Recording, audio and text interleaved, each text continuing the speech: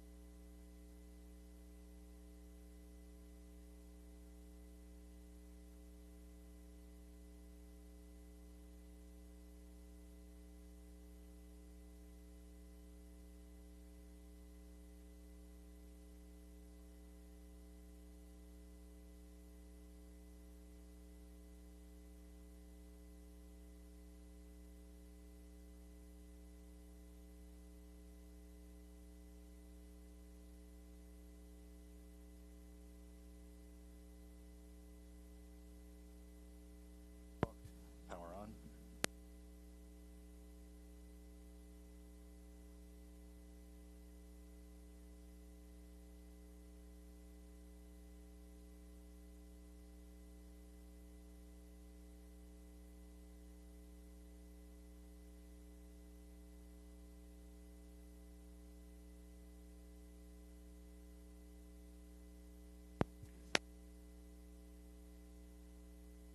That's on.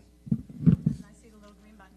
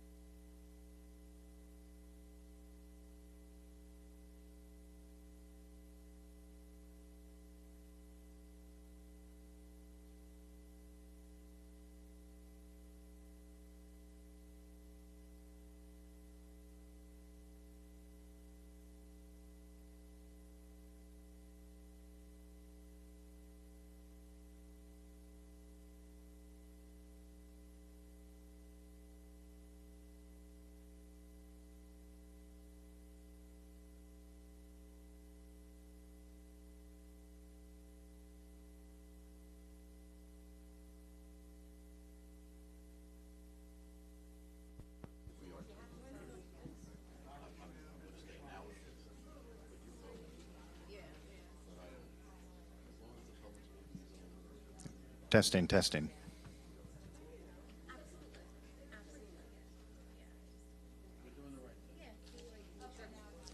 You got it?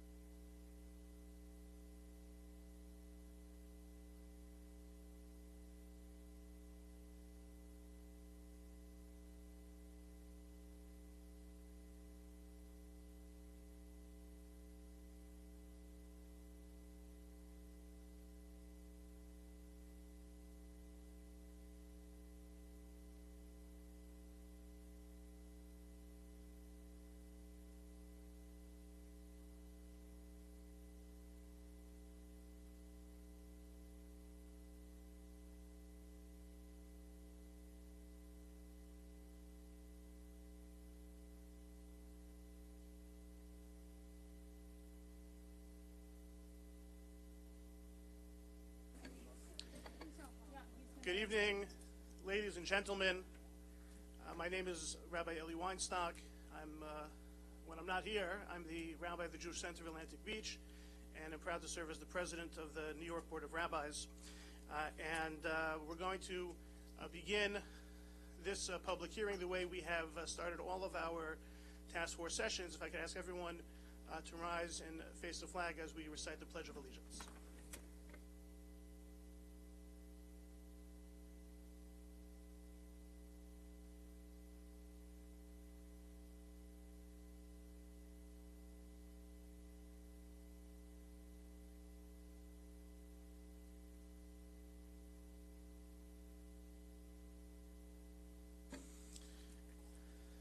Good evening, and thank you for coming out to this public hearing of the Special Legislative Task Force to Combat Anti-Semitism.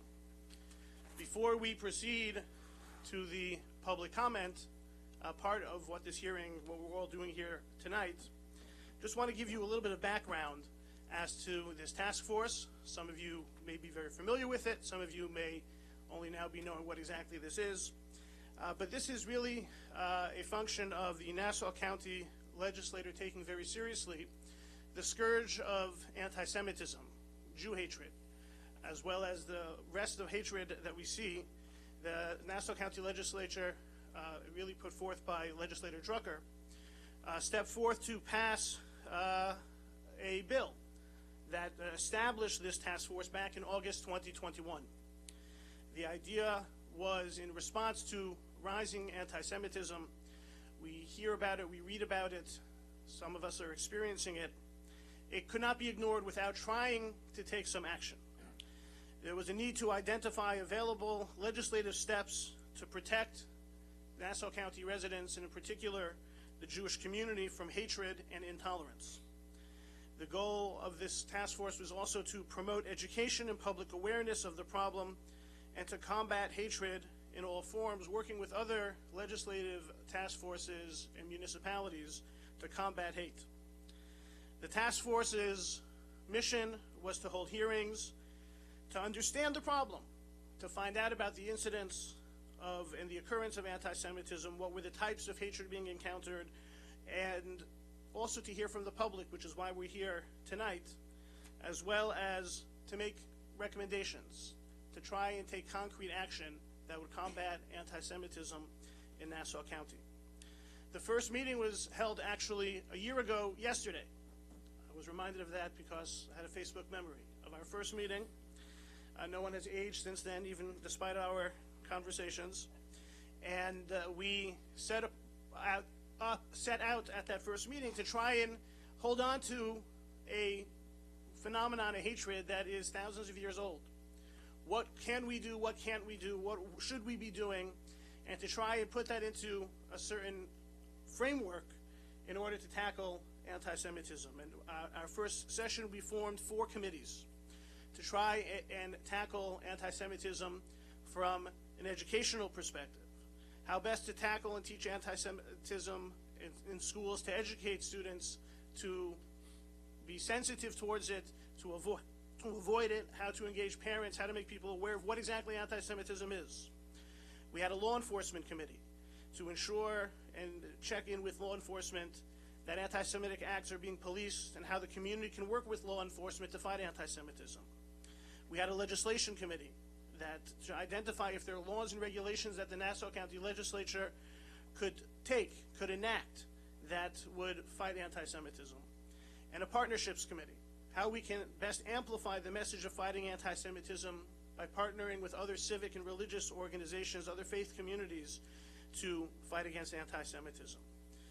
At our subsequent meetings over the past year, we heard from the Nassau County Police Commissioner to understand what were the tools being employed to fight anti-Semitism, what were the mechanisms, what the community could do to help them better police anti-Semitism.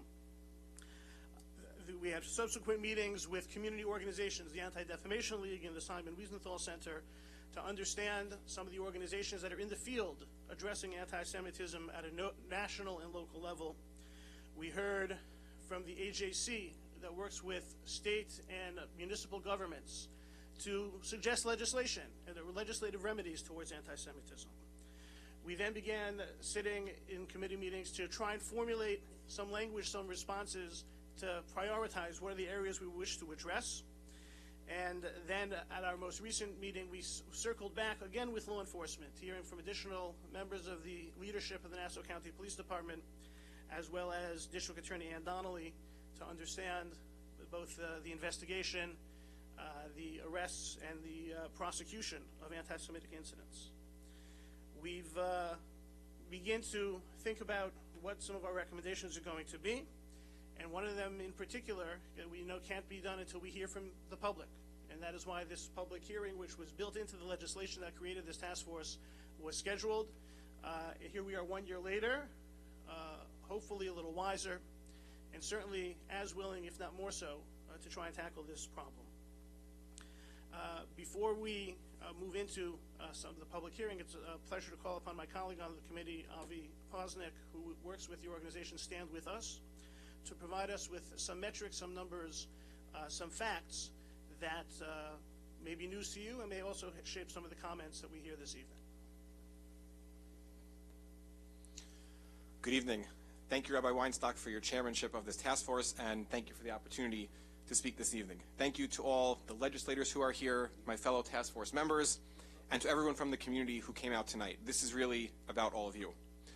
As was said, my name is Avi Posnick. I'm the Northeast Director for Stand With Us, an international education organization that empowers students and communities to support Israel and fight anti-Semitism. The number of anti-Semitic incidents over the past year and the past couple of years is frightening.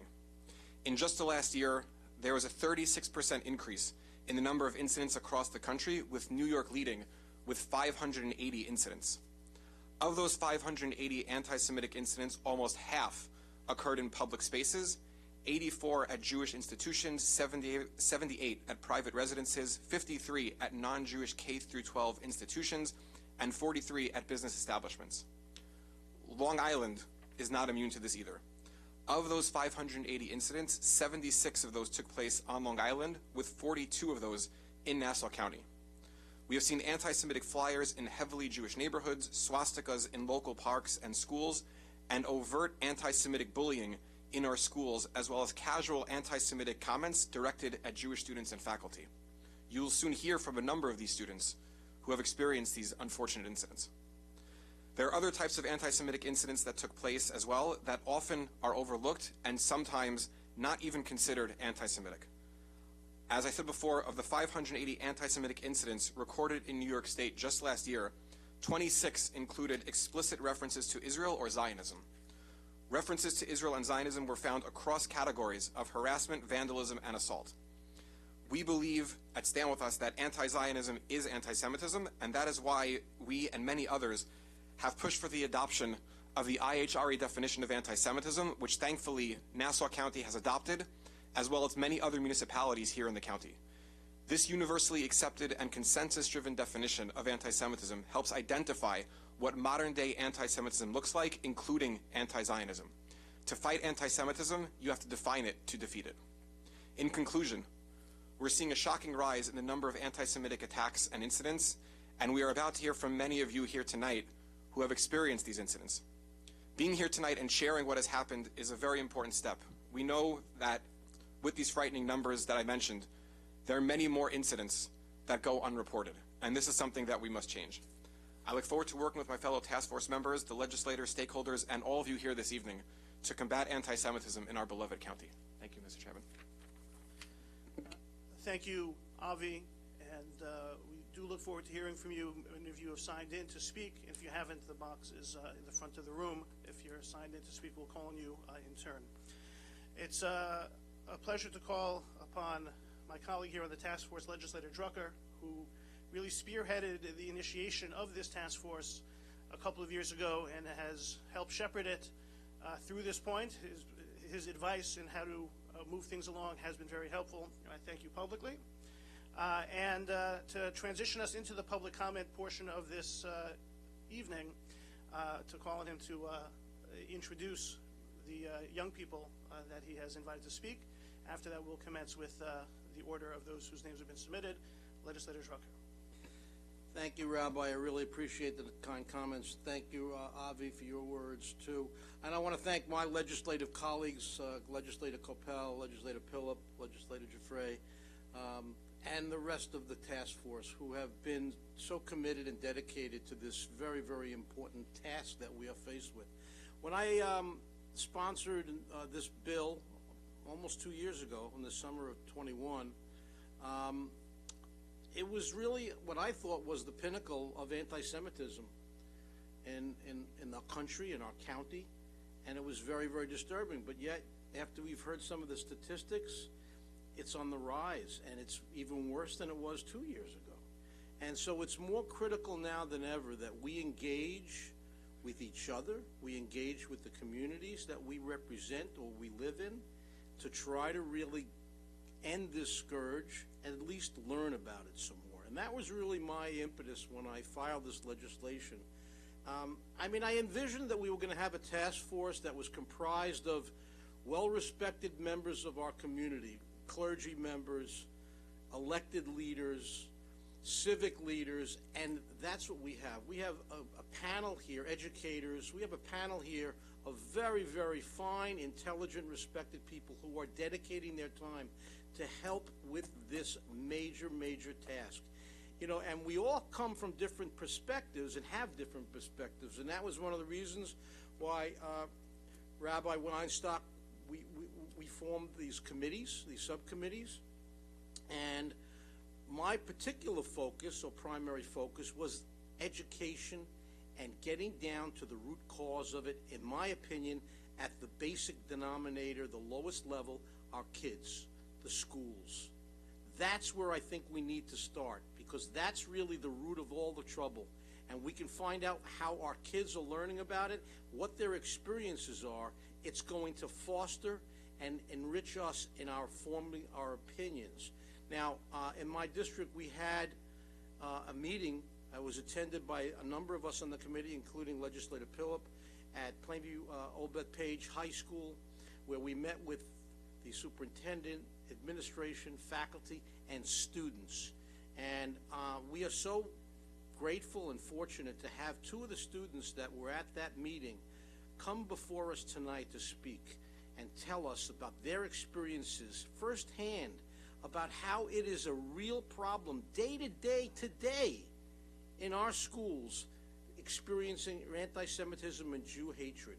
So I really felt that we needed to get into that first, but believe me, the other aspects of this task force, the focus on legislation, on education, on the district attorney's office, things like that are very, very equally important. But I really wanted to start with our students, and here we want to hear from you, because you're going to educate us.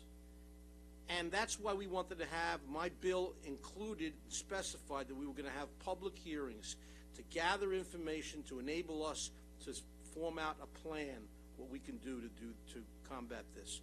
So I'm very proud and pleased to have two students from the Plainview Old Bethpage High School tonight who were with us at our meeting at the school a couple months back. And I appreciate their taking the time, and all the students and all the people that are here tonight taking out the time on your evenings to come here, especially the students who I'm sure have to get back and do some studying as we're getting close towards the end of the year. But I'm particularly proud to have with us today Caroline Cronenfeld and Yoav Muskal from Plainview Old Bethpage High School. And we want to hear from everybody else as well. So again, I want to thank you for empowering all of us to continue with this task, and how it was very important to me, to my fellow colleagues, because that bill was passed in a bipartisan manner on the Nassau County Legislature. And that's what makes me proud, that this is something that we all feel and we're all concerned about. So thank you very much, and Rabbi Weinstock, we can now turn it over to public comment. Sure, thank you, Legislator Drucker. So as Legislator just mentioned, we're going to begin with Caroline and Yoav. And I guess everyone is coming forth to the podium, and that's where you'll be presenting. And as was mentioned, afterwards we'll go through the list of those who wish to speak this evening.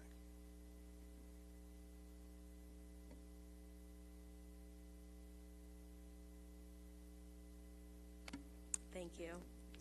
Hello, my name is Caroline Cronenfeld. I am a 12th grader at Plainview Old Bethpage John F. Kennedy High School, and thank you so much for having me here. I have a few things to talk about, and some of it was touched upon a bit. I heard the term casual anti-Semitism being mentioned, and I want to emphasize the severity of that. I believe that hatred is learned and not inherited, and children learn in schools. Schools is where everything begins. I think that schools are where change has to be made. My district does an excellent job of Holocaust education, but what we don't realize is, or we do realize this, but Holocaust does not happen every single day. Casual anti-Semitism happens every day. Those comments you hear passing by in the hallways, in the library, on social media, that is what happens every day, and that is what students don't realize is so severe. We learn about the Holocaust and the severity of that. We don't learn about the severity of casual anti-Semitism. In school, we learn about this thing called the pyramid of hate. And the pyramid of hate begins with bias, then goes to acts of prejudice, and then goes to discrimination, and then violence and genocide. Casual anti-Semitism is the stepping stone to these awful acts, like the Holocaust. In my school, students say, hear, and even overlook these casual anti-Semitic comments for one of two reasons. It's so normalized that they don't think it's a bad thing, or they don't realize the severity of it because they learn about the Holocaust and they know this is just a comment, this is not going to do anything. But we have to emphasize the fact that those casual comments are very severe, and those are what need to be addressed. And yes, we have to alter the curriculum in schools to teach students about casual anti-Semitism and the severity of it, in addition to Holocaust, and regarding multiple different marginalized groups, not just Jewish people. So, yes, thank you.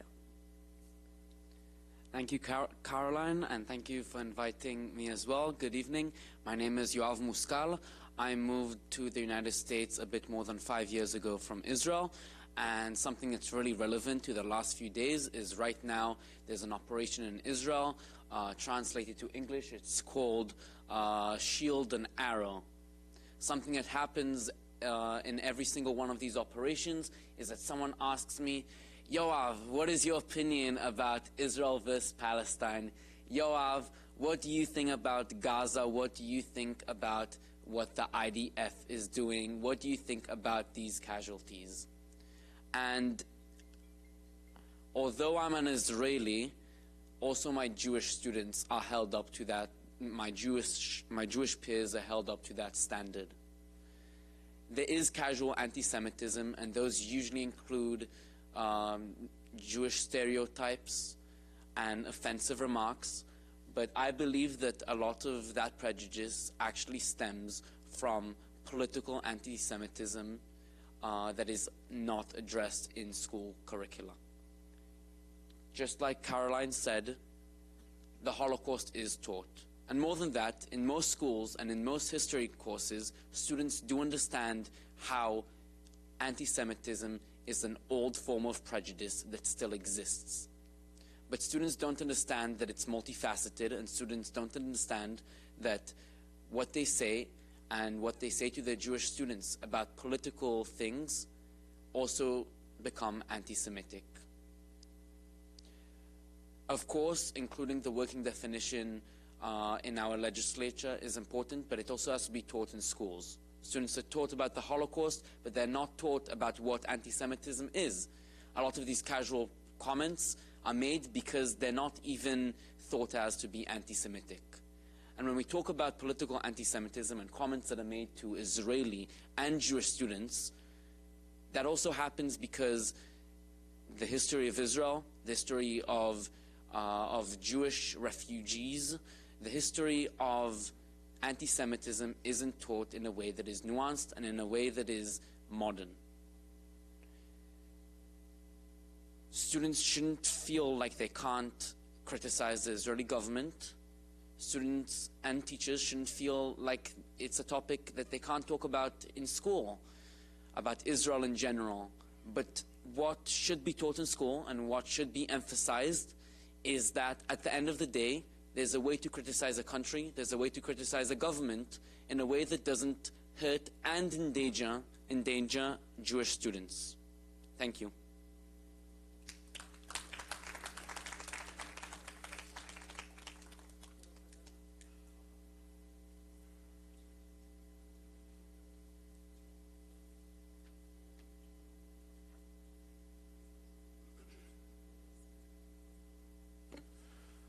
I just want to ask a quick question to the students, to Caroline and Yoav. If we can just have you come back up for 1 second.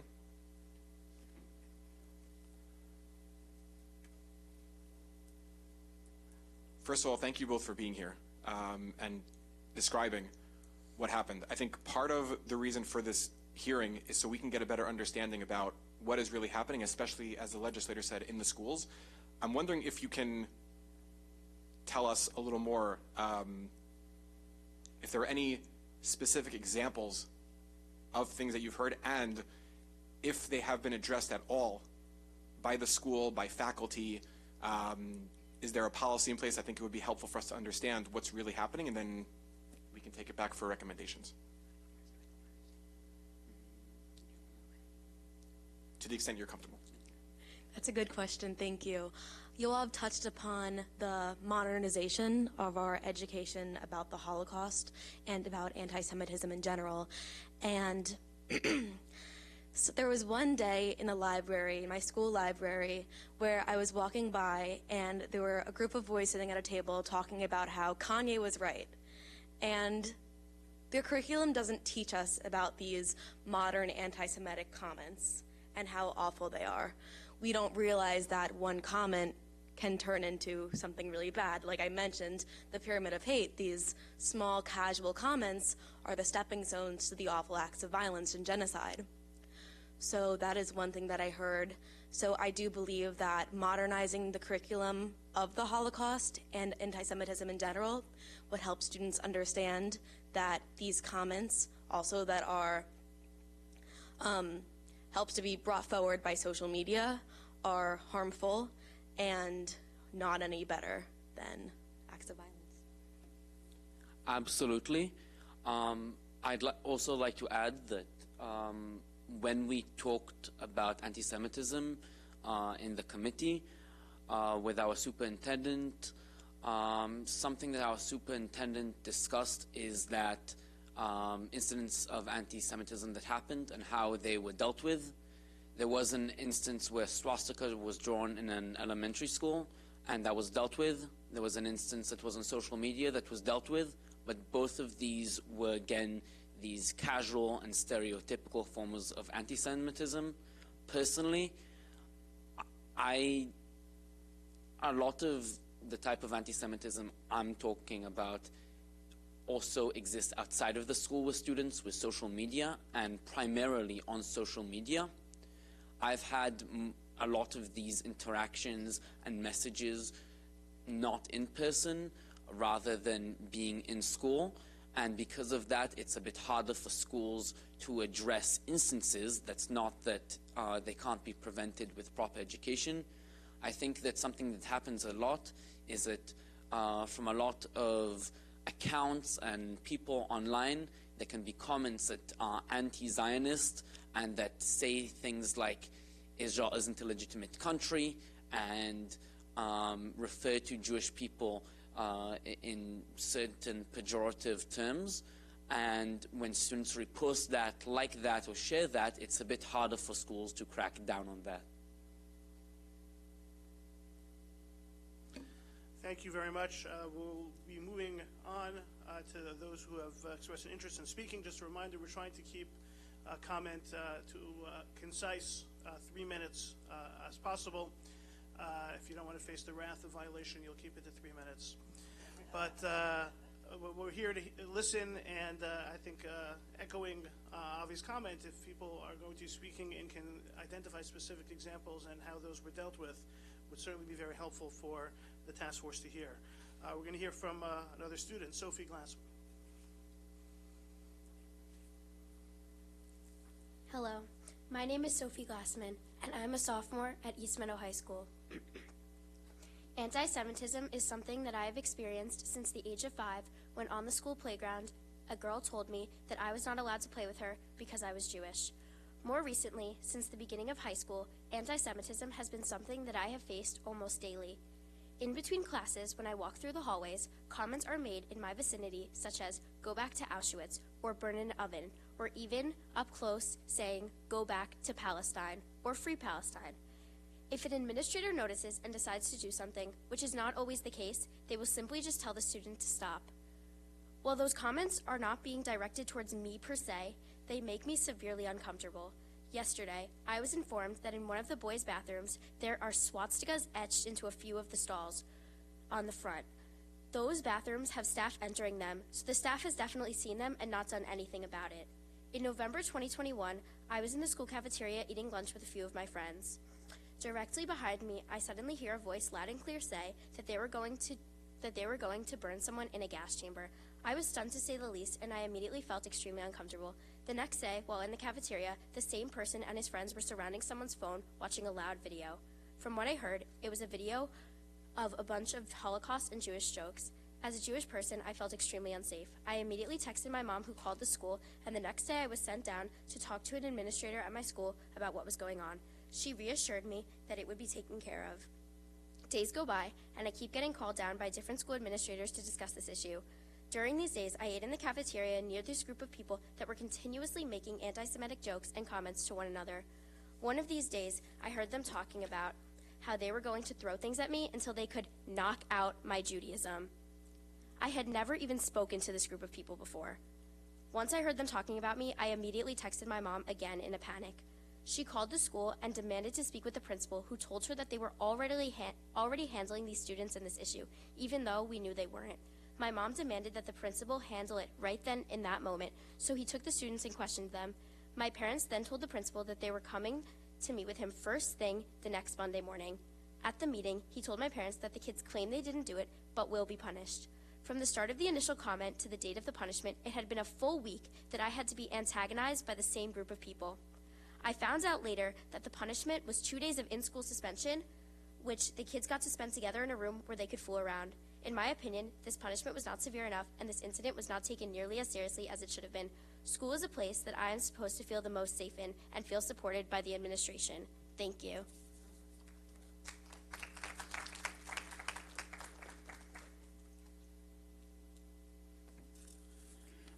Next, we're calling on Lisa Shubin.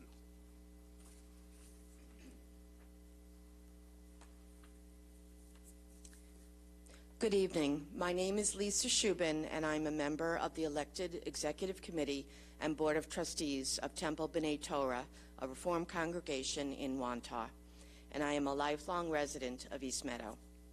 My rabbi, Daniel Barnachum, could not join this important meeting tonight, and so I am here to offer the following remarks on his behalf and on behalf of our community and congregation. In his words, first, let me thank this task force for convening and for focusing on the important issue of rising anti-Semitism and anti-Jewish hatred in our world, our nation, and in our communities. As I am sure most in this room know, the most recent Anti-Defamation League statistics about anti-Semitism are disconcerting, to say the least. According to their report detailing 2022 incidents, in 2022, ADL tabulated 3,697 anti-Semitic incidents throughout the United States. This is a 36% increase from 2021, and the highest number on record since ADL began tracking anti-Semitic incidents in 1979. This is the third time in the past 5 years that the year-end total has been the highest number ever recorded. In addition, incidents increased in each of the major audit categories. Anti-Semitic harassment increased 29% to 2,298. Anti-Semitic vandalism increased 51% to 1,288. And anti-Semitic assaults increased 26% to 111. All of this is why, as a synagogue, we have panic buttons locked doors, security at major events, the RAVE app that alerts the SWAT team, and why we rely on government funding to harden our facility through state and federal grants. We understand that we are a potential target. The police understand this as well, and we are grateful for their constant presence and the excellent relationship we have with our local Nassau County Police Department. I have anecdotally also recognized the increase in anti-Semitism. In my 11 years of being a rabbi on Long Island, I have dealt with an occasional issue in a school, often the result of kids pushing boundaries more than any true animus against the Jewish people. These issues, even if not born of hatred, must still be responded to, since any allowance for this behavior tells others that it is permissible. In previous years, I've been informed of and responded to issues in the East Meadow, Wantagh, and Seaford districts. Now, this is not to say or suggest that these districts are anti-Semitic or doing something to foment these incidents. Each incident has always been addressed by the schools in appropriate ways. I have worked to be a resource for principals and teachers and to be a support for my young congregants who don't understand why this hate exists, and their parents who move to these neighborhoods with the expectation that their kids would be able to live free from fear of being hated for being Jews. Notwithstanding the above, I have never had to juggle as many issues of anti-Semitism at once as I am currently. As a synagogue, we serve 9 school districts in our education program, and next year we expect that number to grow to 10. We also serve folks from as far as Long Beach. Throughout this last year, I've heard about incidents or issues at schools in the Island Trees District, Levittown District, and East Meadow District.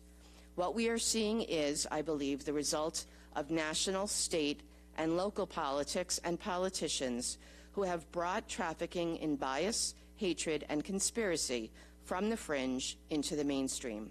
Words and actions that for decades were understood by our society to be beyond the pale of appropriateness have now been given allowance, and at the highest levels. Anti-Semitism is not just hatred because of religious practice. It is also a millennia-old conspiracy theory which posits that Jews have power that we use to elicit untoward ends. As society evolves, so too does anti-Semitism. Unless and until leaders at all levels make it clear that it will not be tolerated, it will continue to plague our society. Here are some more details for you to understand what the Jewish community, and in particular Jewish children, are dealing with in 2023. Please note that these are only the incidents we know about.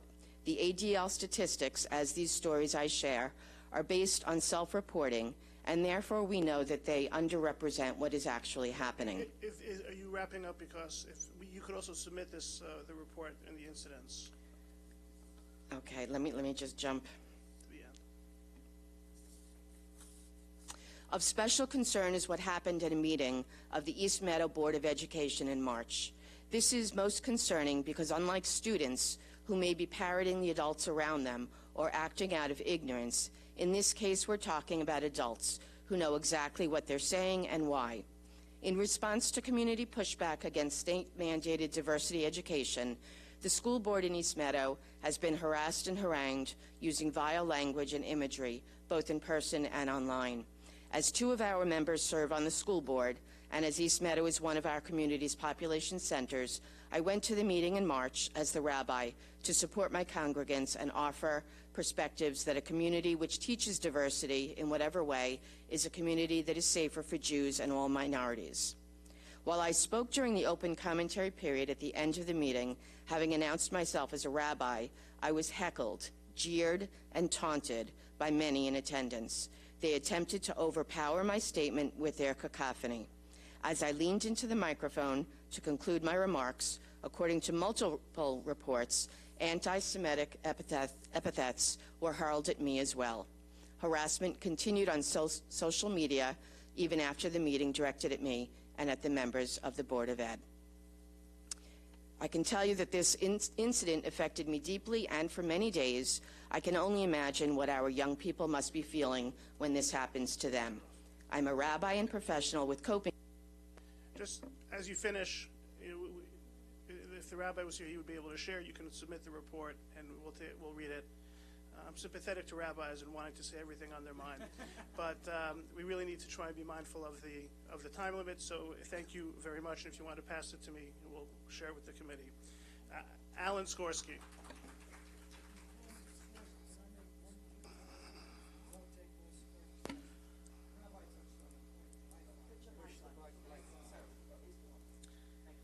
Yeah, I'm not used to this. The rabbi touched on a point that I find very interesting, and I was looking at what occurred in the New York Post, an article, and it's very simple. It says, Representative Rashida Tlaib planned to host an anti-Israel event marketing the 75th anniversary of the so-called catastrophe resulting from the creation of the State of Israel. That's an elected official. Now, what message does that send to everyone? It's outrageous. When you can be allowed to stand on the floor of the United States Congress, make statements like this, and no one takes you to task. It's a major part of the problem we're confronted with. Thank you. Okay. Well, good evening, members of honorable members of the legislature and the task force. I'm Alan Skorsky. I'm a political activist living in West Hempstead. I will keep my 30-minute speech down to 3 minutes.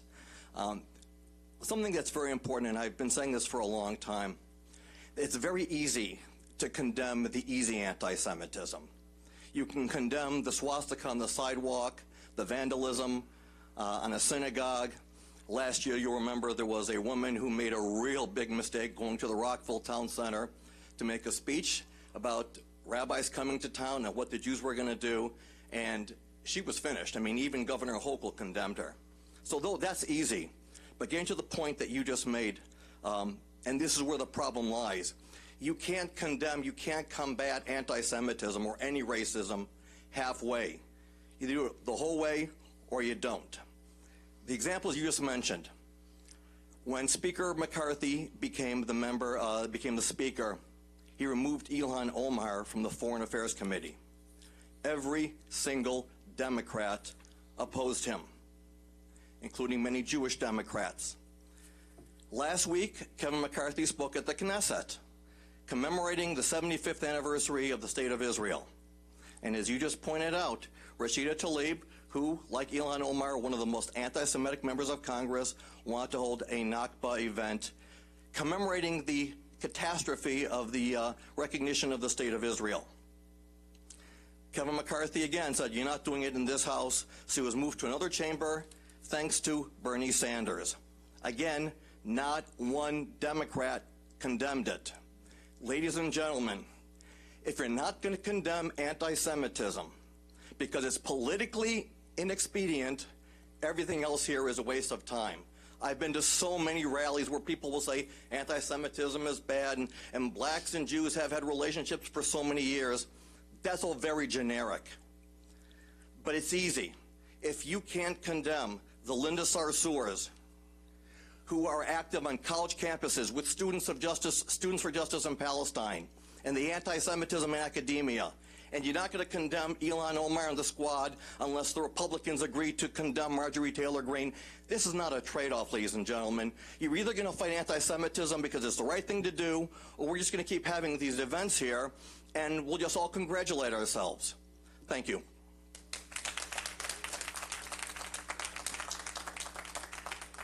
Elaine Kish.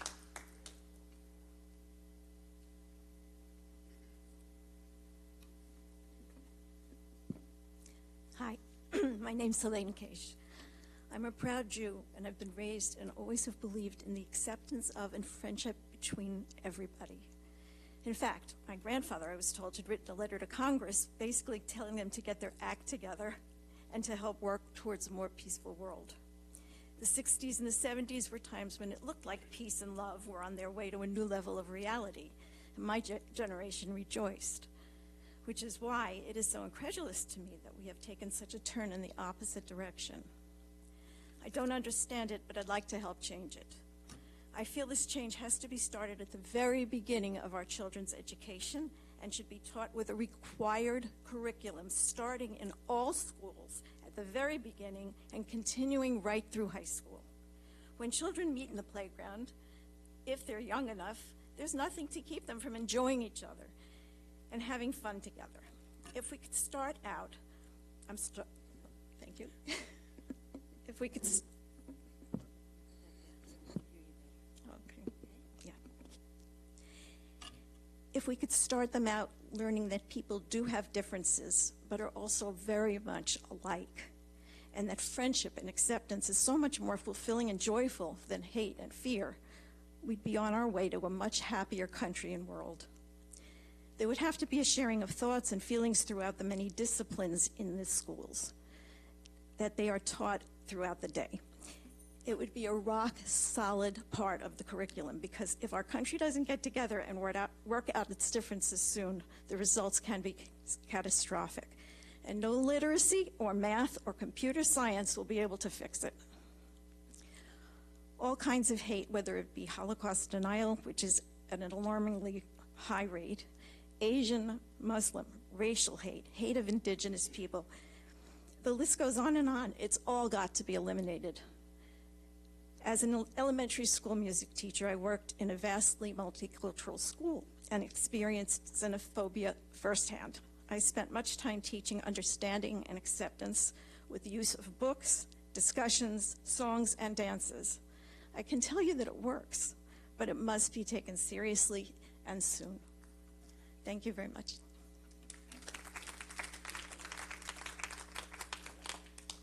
Thank you. Norm Cage.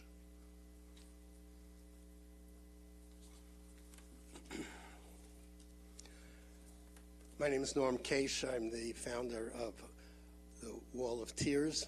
We're a nonprofit looking to build memorials to the Holocaust in order to teach students and the public about what hate, indifference, and education can make in a world that we live in today. I live in West Hempstead, and I'm a member of the Community Security Service. We're 13 members in our synagogue who spend the entire Saturday during services securing the facility against anti-Semitism and hate. We have spent a considerable amount of money on bulletproof windows, locks, doors, cameras, and this is the life that we live with today. So I want to take this moment to thank you folks, thank the task force and the legislature for the support, for shining a light on this problem. I also want to take a moment to thank the Nassau County Police Department, who's been a tremendous source of support for us, stood by us during incidents during the last couple of years. And again, thanks for the opportunity. Rabbi Weinstock, before we begin, I just Mr. Case? I would be remiss if I did not recognize my fellow colleagues on the legislature, Legislator Ford and Legislator Moulet. Legislator Lafazan is recovering from surgery today, too, so that's the reason. Mr. Case, I'd like to ask you a question. You mentioned the security issues with windows, doors, etc. How are you funding that? We got grants for all of the work that was done. Significant amount of financial support through the state and the federal government, Homeland Security grants. They've made it available to just about every religious institution in the country. So we've taken advantage of those several times. Has that been your experience with other Jewish synagogues, institutions, schools, Every etc.? one of them have taken advantage of these grants. Do you believe that a task force such as ours should look to expand upon that for modernization purposes? Do you have any insight on that, considering the fact that you've had this experience? I can speak for my own particular synagogue. I think we've been adequately funded. We have put up our own money as well. So I think most of our needs have been taken care of. But I have no doubt that there are smaller synagogues who are not either understanding the process, which is extensive to file for those grants. There are professionals out there who help people file for grants. And I think to the extent that you could make that public and available to people, it would be helpful. Thank you. Thank you.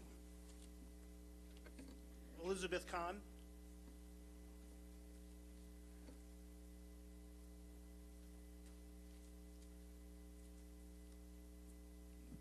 just want to thank you for letting me speak. I know I was not on your calendar.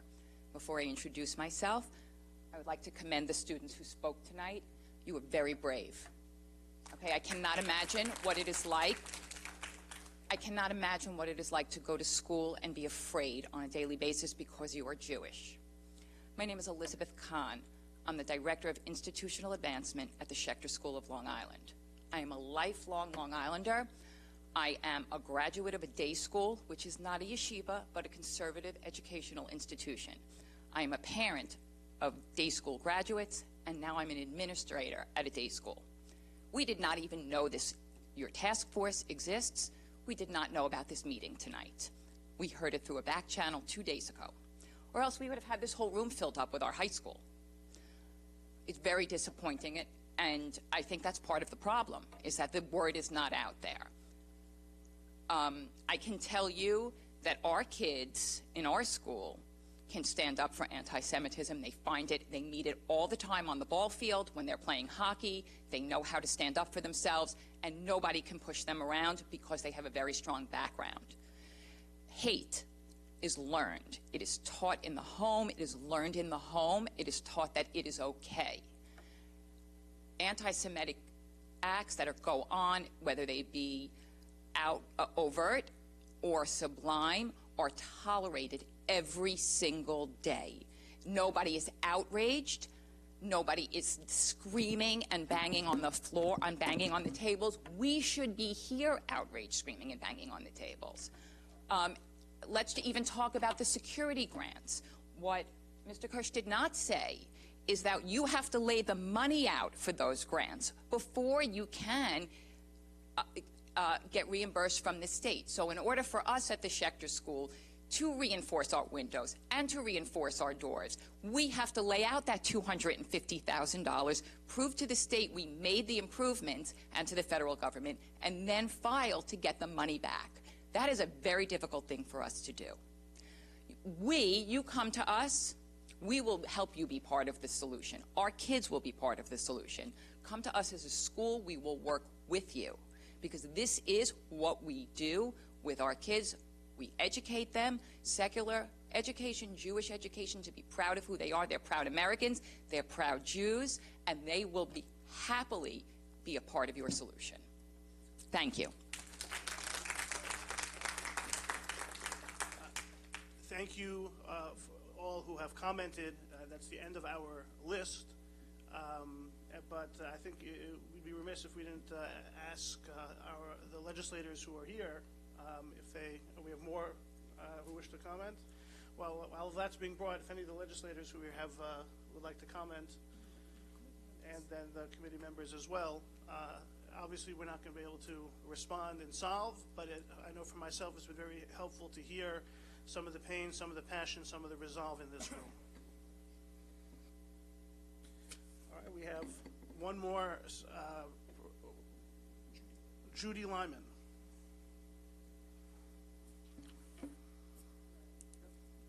Hello. Hi, I'm Judy Lyman, and I'm on the board of the Holocaust Memorial and Tolerance Center of Nassau County. I just want to thank you all for organizing this task force. It's very needed. And the word will get out and is getting out that you all are paying attention to what is going on. So thank you very much. I just wanted to say, for people who do not know, believe it or not, I can't believe I'm saying this, that the Holocaust was the systematic state-sponsored persecution and murder of 6 million Jews by the Nazi regime and its allies and collaborators. I only say it, I know that everybody knows it here, but I'm saying it for people who do not, that happen to be here tonight. And that's the problem. People do not know here and in the United States of America that this is the case. The Holocaust Memorial and Tolerance Center of Nassau County teaches thousands of students and adults each year about unchecked hatred and the need to prevent genocide. We are located in Glen Cove, New York. I invite everyone here to visit the center. Please tell your friends, your children and grandchildren to call your boards of education, your PTOs, and tell them, like this, the Schechter representative said, you know, we need to pound, and say, we want and deserve the education. So I suggest you visit the center, and we're on double and triple time to teach kids about unchecked hatred. It is the education that will end hatred. It is us speaking up here and in our communities to ask for this education. So thank you very much for having this, and I appreciate, we have been in touch with each other, but I appreciate all that you do. Thank you.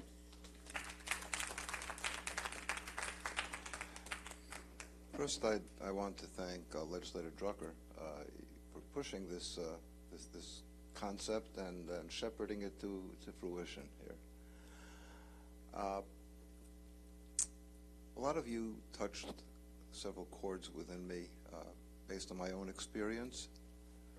When I was elementary school, I'm a yeshiva graduate, and I do recall way back when literally having kids from the public school down the street lie in wait and having to fight our way home very often.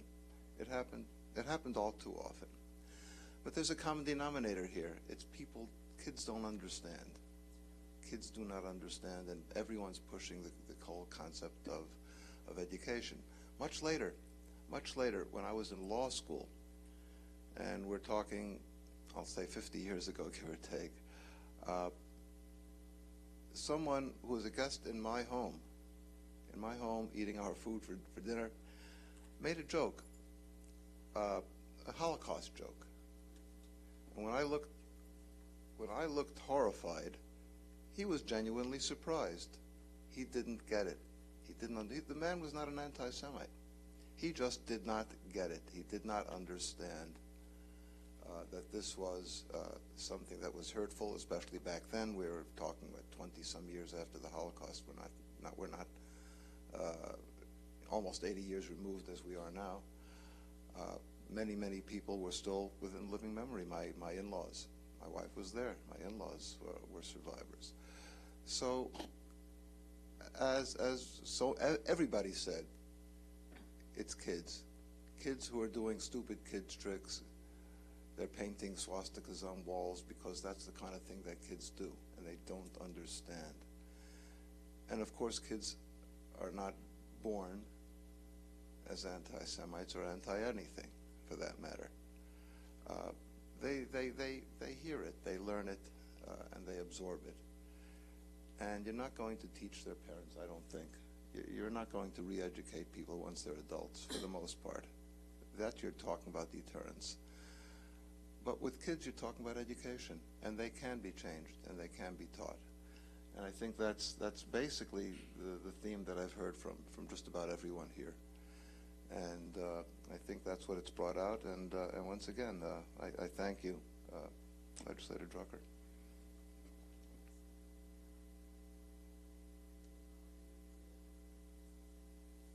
I'm going to try to be as brief as I possibly can, and I'm not known for an individual who doesn't speak for a long time. So I will apologize very quickly. Number one, I'm a believer in accountability. And that may sound harsh, but you learn this hatred somewhere. There has to be some accountability. I understand if you're a student in high school, you know, maybe you're not subjected to everything that I think should be done. But again, your hatred began somewhere. Now, whether you're going to deface a crucifix, whether you're going to put a swastika on the side of a synagogue, or even scribbling somewhere on a mosque, it's a crime of hate. You have to be held accountable. You have to change the way the existing law exists. Now, if it's not going to be the children, certainly when you're an adult, you know better. Let's be candid about it. You're not going to be able to do this by simply saying, well, you're going to go to class and we're going to talk to you for the next 2 days of how you shouldn't hate someone. That's wonderful in a world that doesn't really exist. The real world is tough, it's cruel, and you have to begin to fight these things the same way. If you're going to be a mamby-pamby about it, it's not going to change a thing. And believe me, I have the greatest deal of respect for the individuals who serve on this committee, starting with Legislator Drucker and Rabbi Weinstock. I mean, yeah, they give an awful lot of time in to try to get to the bottom of this problem. But I am going to be working, ironically, with the county executive on things that are going to increase the current laws. I think that's critical. I think when you start to get the message that if you're going to paint a swastika on the side of a synagogue, what's going to happen? You're not just going to go to class and say, oh, it's something you shouldn't do. No, it's got to be more than that. You have to be held accountable. You want to have that swastika removed? Well, there's going to be a penalty with that. And it's going to be more than 2 days in a classroom telling you shouldn't hate anybody. And maybe if you start with damages that have to be paid to have that swastika removed, then the parents of those children will have to say, we're not going to allow little Jimmy to do anything like this. And you're going to say the same thing to the school boards as well. I'm not criticizing the school boards. I'm sure they do everything they can at their disposal to try to overcome this problem. But, you know, we can go to meeting after meeting after meeting after meeting. If you don't confront the problem head on, change the way things are being done, we're not really going to solve anything. And there's not a member of this committee who doesn't want this situation resolved as best we can. No, we're going to not stamp out anti-Semitism. It's existed for thousands of years. It never should have started. But it did. And we're living with it in the aftermath. Yeah, there are individuals who don't believe there was a Holocaust. How is that humanly possible? I mean, you're refuting everything that you know, everything you see on television? Makes no sense, but they absolutely believe there was not a Holocaust. It was all made up by who? I mean, we're in insane times. I'm going to close on this note, and I apologize for taking this much time. You've got to hold the elected officials also responsible for their actions. When you're allowed to stand up on the floor of the United States Congress and espouse anti-Semitism and espouse hatred for Israel, and you then espouse hatred for the country that elected you to the office that you have. You can't get away with that. There has to be censure. There has to be a price that's paid for that. I'm sorry, you know, maybe I'm a bit of a radical in that regard, but I believe in accountability. I always did. It's the way I was brought up, and maybe that's not part of the problem, but it's part of my DNA. You couldn't do these things. My parents said no. If you're to make a remark about someone, you're not allowed to do that. And I'm sorry to go on, but I really feel very strongly about this. I honestly do. Thank everybody for coming. Thank the members of this board, because this is truthfully a job that, you know, is one that we do because we want to do it. And I think that's a credit to this board and everybody on it. Thank you very much. Sorry I went on as long as I did.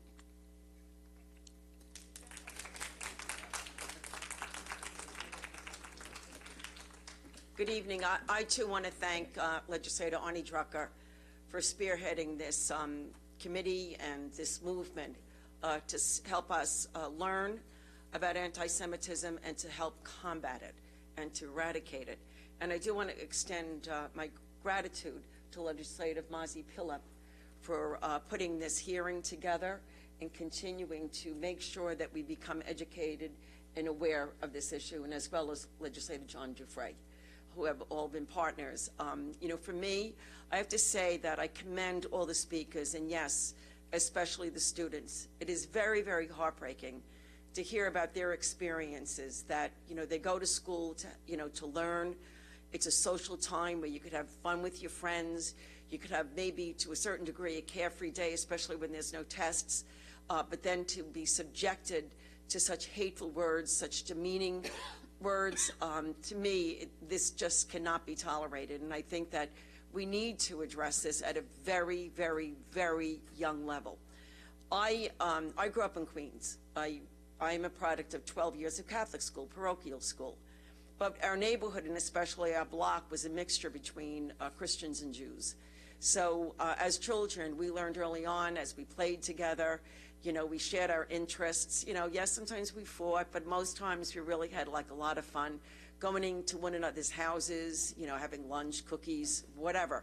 So there was always that sense of unity, community, regardless of if the child went to a Catholic school or if somebody went to a public school. And I think that that is very, very important, that all children learn, no matter where they go to school, whatever religion you practice, that we're all one people and we should all be treated with equal respect and compassion. For me, I never realized, as a Catholic, I did not grow up with this type of hatred aimed at me. But I remember talking to my friend Fran, who lived across the street from us, and she was telling us how her cousin went to school out west, and he was very horrified because one of the students came over to him and started rubbing his head. So he was like, "What are you looking for?" And the fellow student said, "I was looking for your horns because I heard that Jews were a product of the devil." So that to me was something, as a young woman, young student, that to hear something like that could be said to another individual, or that belief was beyond, it paled in, I just couldn't understand it.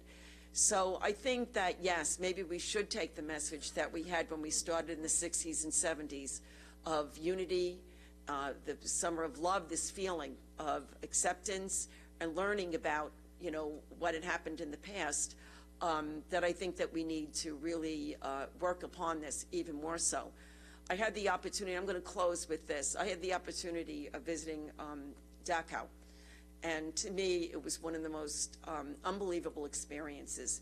And I believe, and especially for those who want to deny the Holocaust, I would mandate that each and every single individual who wants to say it didn't happen walk on those hallowed grounds and learn and really feel, the lives lost that are there, and to know that you truly, truly sense what happened there.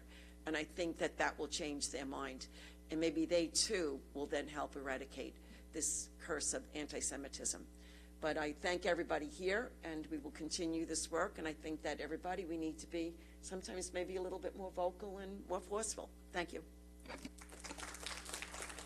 Can I just want to ask one quick question, and this is actually a question to Sophie, who was here before, since we talked about the importance of having consequences.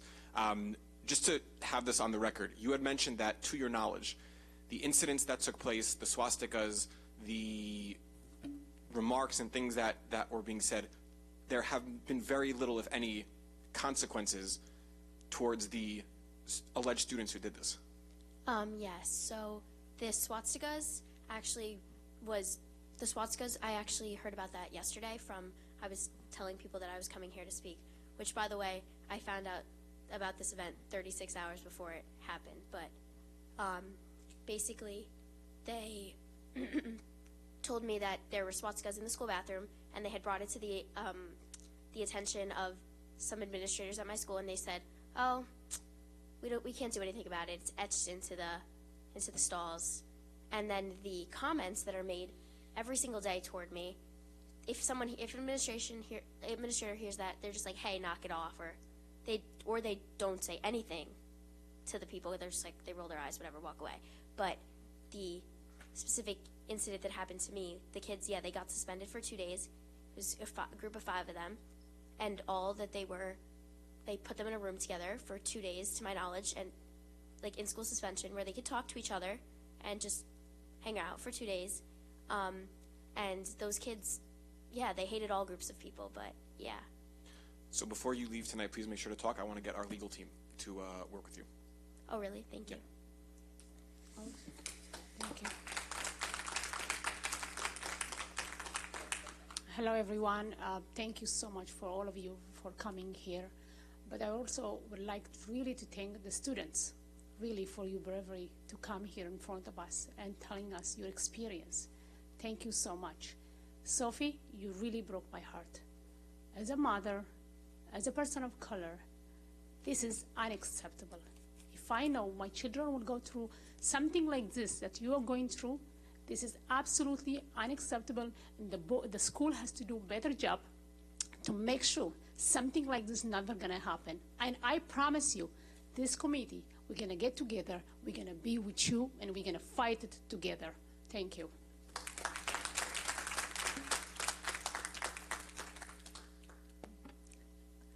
I just want to address, I'm Mindy Perlmutter. I'm the Executive Director of the Jewish Community Relations Council. A few of you mentioned the securing of a building for safety purposes. I just want to make sure everyone here has this knowledge, and you can pass it along to others as well. Through my organization, we have a program called the Community Security Initiative. Members of that program go out to, whether it be synagogues, we've actually expanded it to various places of worship, day schools, JCCs, and we'll do an assessment of your building. And they will help you with the grant writing for getting better security for your building. So I just want to make sure that you are aware that we do that. You do need an assessment for those grants. And I will tell you, while we definitely do that, I want to also mention the Nassau County Police Department does that as well. So, and those are always free of charge. So I just want to make sure that you are aware of that as well. The deadline for those security grants has expired. This year, yes. Every year they will come up. So it's not too late to start with next year, that way that the security can start. These grants take a long time to write. So it's not like you're going to do this in one day and then the next day you'll get the money. No, I understand that, but we haven't been notified that there were others. As far as we knew, the security grants have expired, and the deadline, and they're done. The grants that were available. The grants come out I don't know if everyone can hear. Just so you know, grants come out usually on a yearly basis. It's depending on where the budget goes, but this year there was a tremendous amount of money actually put in because of the level that we're seeing with anti-Semitism. And I just want to make sure that you're aware, if you didn't get them this year, they're going to hopefully be available again next year as well. But even if it's not about a grant, please know it's not always money that's needed to secure a building. Sometimes the simplest things that a person may not realize, you bring in a security expert, whether it be the Nassau County PD, whether it be someone like my security personnel, and they will show you just various small things, and sometimes a lock or something might be changed, which doesn't cost a tremendous amount of money at all. So I just want, please use your resources that are available to you. Mindy, what website can people go to? So I will say, please, as I said, I'm the Jewish Community Relations Council, so if you went on my website, it's jcrcli.org. You can also, if anyone wants to come up to me afterwards, I will give you my card, and you can reach out to me personally. Do we have a way of posting all of this information so that people have access to that? Is there a site on the county page for this task force? Not yet. Okay, so we'll be working on that, right? Yeah. It would be a good way to disseminate the information. Legislator Pilla put something out that was very, very helpful, right? You put the notice of this meeting out. Yeah, which was great. We did. Yeah, no, thank you. We have to do something so that it's a little bit more comprehensive. Will do, absolutely. Mr. Chairman, as the representative of the county, from the county executive's office, I will bring that to the county executive's attention, and I'll see if we can make sure that all that information is put up in a timely manner so that people will be able to connect to those particular links. At the same time, I'd like to thank everybody who testified, especially the young people. And one of the words that was used today is something that's used quite a bit. I write for the Times of Israel on anti-Semitism, and the two young people, as well as Yoav, and I think I'm not sure about your name, I'm sorry, Caroline. Normalization, and that's a problem, because once it's normalized and it's accepted, there's no penalty. People don't understand the severity. So I believe that that's a very important word in the vocabulary of Jew hatred, because once it's mainstream, and once a person like Kanye West puts it up on Twitter, and that therefore it's retweeted, it's somehow okay, and it's not okay. So, quite frankly, the young people's testimony today was very powerful because you used something that, quite frankly, some of us older folk don't quite realize, and that is we hear about it through word of mouth. You do it by scrolling, by tapping the like, by retweeting, by reposting.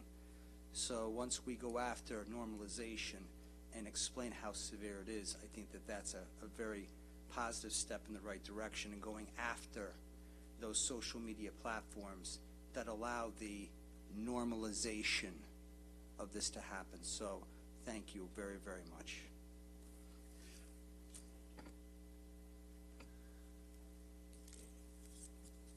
You know, when my colleague earlier spoke about accountability, Jeff Weisenfeld, and also when Legislator Coppell brought up a memory, I want to share with you one memory for a particular reason. I want to show you what happens when there is no accountability, when elected officials are not held responsible for countenancing anti-Semitism, when school administrators are not held accountable, when superintendents are not held accountable, when all of those who are in charge are not held accountable. What you get is what my friends and I did many years ago. It was 1975 at Queens College. Many of you may remember after the Yom Kippur War, if you lived in the city, not out here, unless you saw it out here too, I don't know, there appeared posters and bumper stickers anonymously all over the city.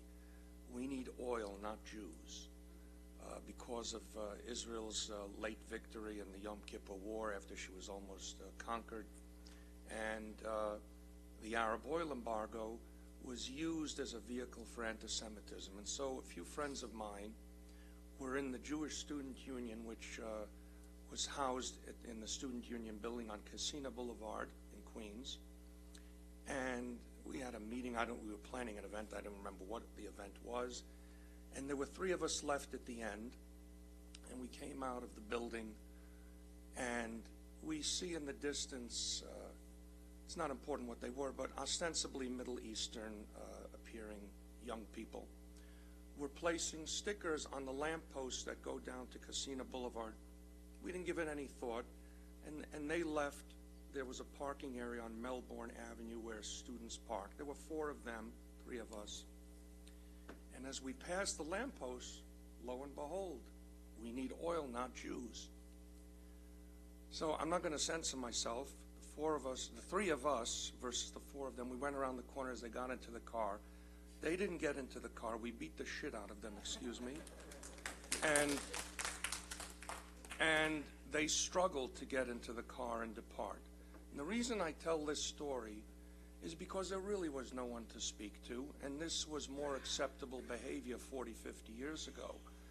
And that's what happens when you don't have accountability. You get vigilante justice. I certainly felt well. I don't think I would have felt as good as if an administrator had taken action. But the point I'm making is when society does not have accountability, it breaks down, and it gets very bad. When the German law broke down and the Nazis came to power, the Jews had no recourse. All they could do was try to escape or resist. But the resistance was often, as you know from the Warsaw Ghetto, futile in the end. So that's why I think the most potent comment from my personal point of view was that made by my colleague regarding accountability.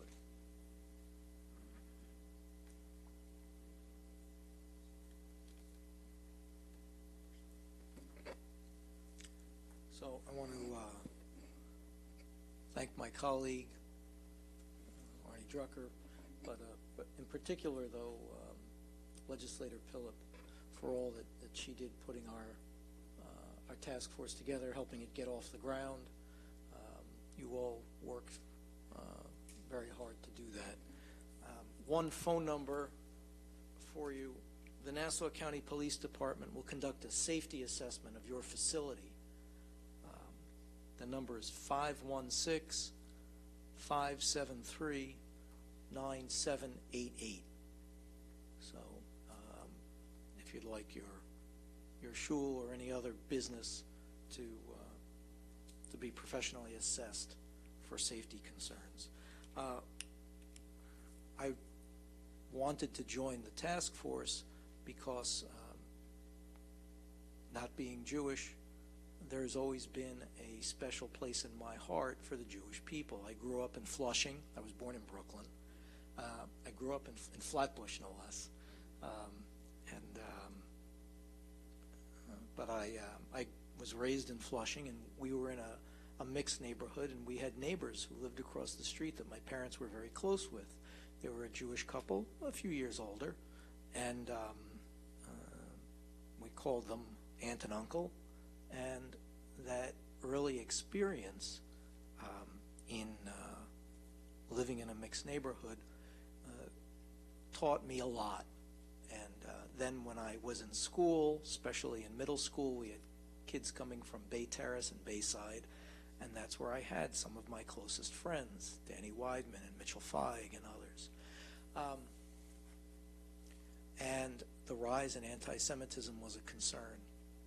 And the value of the task force is what we're doing right now, because it is the conversations that we have, the conversation that I have with Norm. I had coffee with Norm before we came here, so thank you for that, Norm.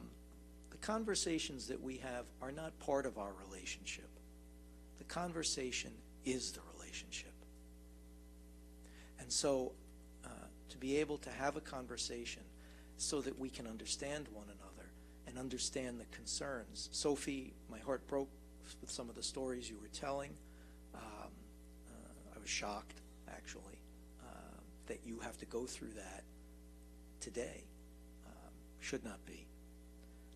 But the value of the task force lies in the fact that we can have the conversation and that we can have the relationship and that we can set boundaries as to what is acceptable and unacceptable behavior, words in a civilized society.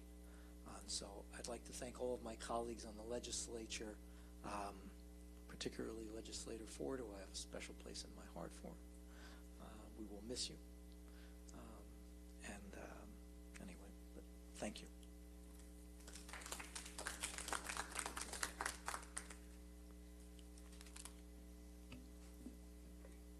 Yes, hi. My name is Dr. Patrick Pizzo. I think a big part of the problem that we're trying to take on here is people who can maybe make a difference staying silent. I can't sit here and say silent because I'm a member of the East Meadow community. I'm an administrator in East Meadow, and I'm absolutely appalled by some of the things that have gone on. And I will not sit here in silence. Some of the things that I've been doing, I'm the education chair of the Hempstead branch of the NAACP. I'm also the president of Equity for Long Island Youth. And I'm also very proud to be a member of this task force. All of these issues related to hate, I think are all interconnected. We're in a terrible time. But people need to stand up and not be quiet and not wait for somebody else to speak up. We have a great deal of good people in East Meadow, many more than the people who hate. But we need to have the people who are good, who are looking to do the right thing, to stand up collectively. And I just want to let everyone know here on this committee that I pledge to do everything I can to make East Meadow into the place that it traditionally has been and will be again. Thank you.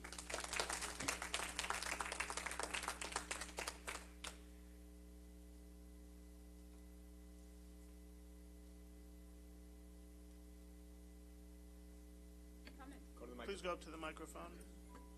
And just your name, please. Leslie Decker. I'm Leslie Decker. I'm a co-chair of ADL, Long Island Activist Group. We just got word of this meeting 2 days ago perfunctorily. I mean, nobody knew about this. So what I would like to say is I love what I hear here tonight, and I hope that you'll be more vocal and more visible, because as somebody said before, the lady from Schechter School, that if the wider community knew about this meeting tonight, you would have had this room packed.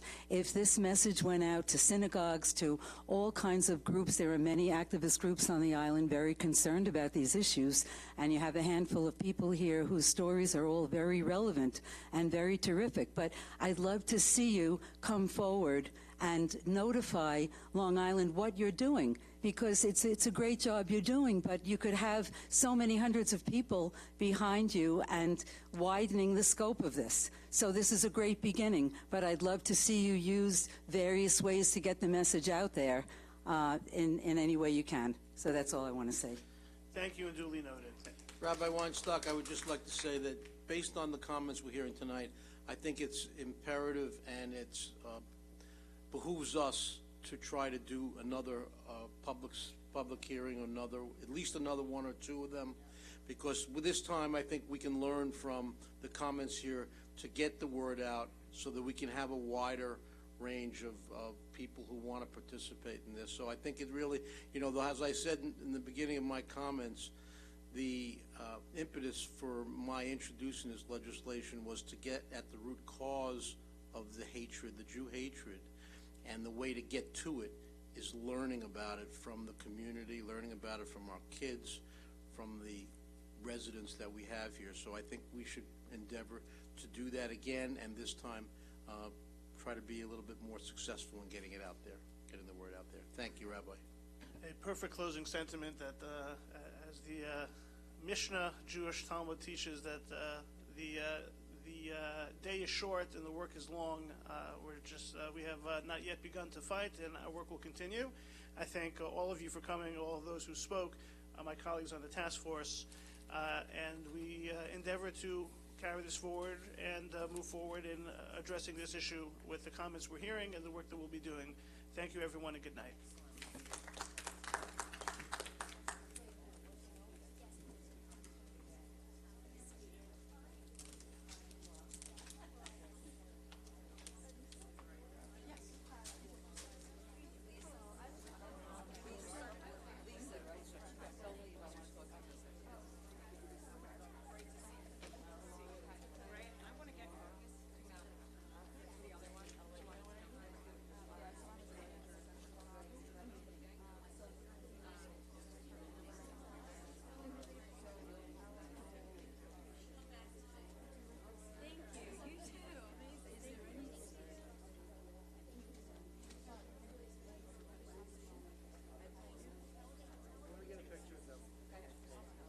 Can I ask my question? So, no, I was just here. I'm a student at the Schechter School of Long Island. I was a part of United Synagogue Youth, and my main job was talking about anti-Semitism and anti-Zionism. You have the mic. You have the mic on there. Programs for Arnie. educating about that kind of stuff. Do you guys know what it's going to look like? Arnie, you have the mic on.